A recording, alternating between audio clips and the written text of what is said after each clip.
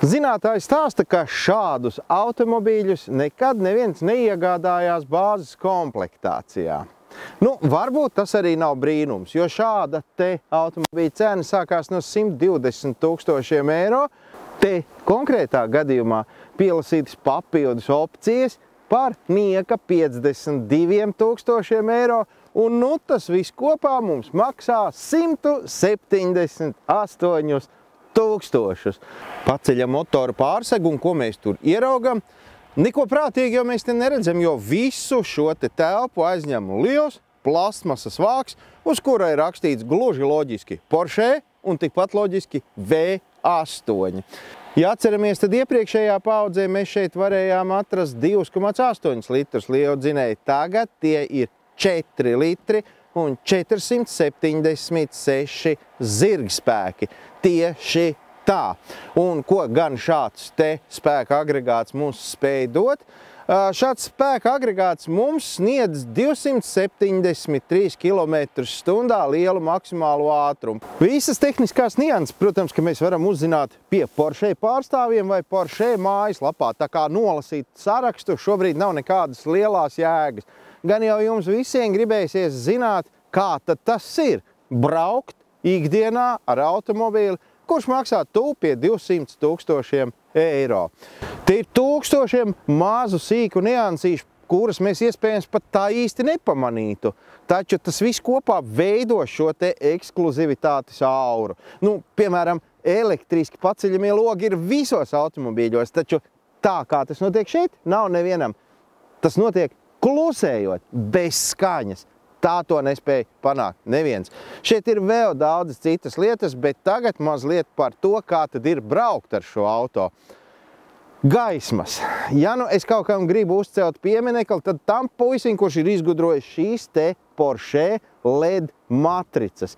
Tas ir kaut kas unikāls. Principā gaismas dzīvo pilnīgi savu dzīvi. Tie ir 640 000 pikseļi, kuri spēja, piemēram, pretīm braucošo automobīlu no savas stāru kūļa izgriezt ārā. Un tā, kad tu pabrauc garām, atkal šo laukumu aizpild ar gaismu. Otrā nianse ir piekare. Arī piekare nav gluži vienkārša, tā ir burvju piekare. Vismaz tā to nosaucām mēs. Šī te piekare visu laiku nenogurstoši pieregulējās pati. Tā kā viņa tajā brīdī uzskata par vajadzīgu. Un uzskata viņa ļoti pareizi. Vismaz tā mums šķita.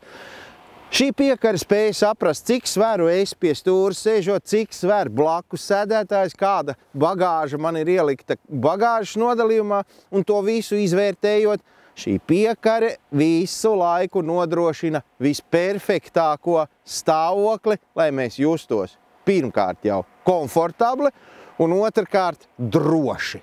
Nav jāpabeidz lielas dizaina skolas, lai saprastu, ka šis automobīlis perfekti saskan ar Porsche dizaina šā brīža aktuālo valodu.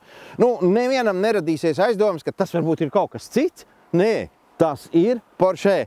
Un ko mēs šeit ieraugam? Šeit mēs ieraugam to, ka bagāžnieks ir visnotaļ prāvs.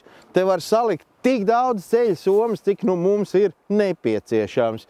Jaunās Porsche Cayenne S priekšējais instrumentu panelis ir ļoti interesants. Kā jau ierasts, šeit aiz stūres ir viss nepieciešamais, tātad spidometrs, tahometrs un vispārējais, kas mūs varētu interesēt. Šeit ir viens skārienjūtīgais ekrans, kurš ir paredzēts autovadītājam.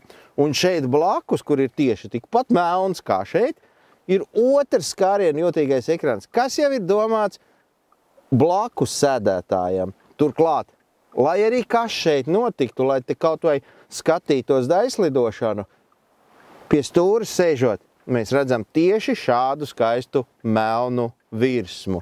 Runājot par Porsche Cayenne S salona apdari, ir tā, ka šie ir klasiskie sēdekļi dalītie āda ar audumu. Te ir tikai viena nianse.